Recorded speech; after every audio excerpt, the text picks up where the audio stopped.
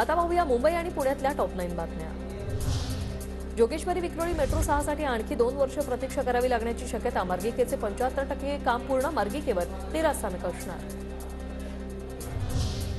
गत वर्षात मुंबईमध्ये 63,000पेक्षा अधिक क्षयरोग रुग्णांची नोंद, तर 2,000हून अधिक क्षयरोग रुग्णांचा मृत्यू।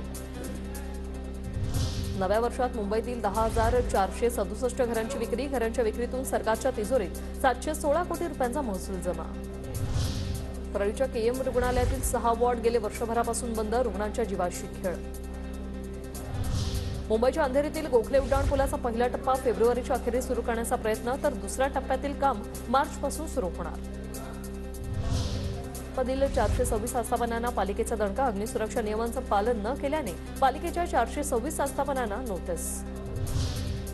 प्रवाशांना जागेवर तिकीट द्या, पीएमपीएमएल प्रशासनाचा पिंपरी चिंचवडमधील वाहकांना इशारा। वाहकांकडून नागरिकांना स्वतःच्या जागेवर बोलावून तिकीट घेण्याचं सांगितलं जाण्याचे काही प्रकार उघडकीस।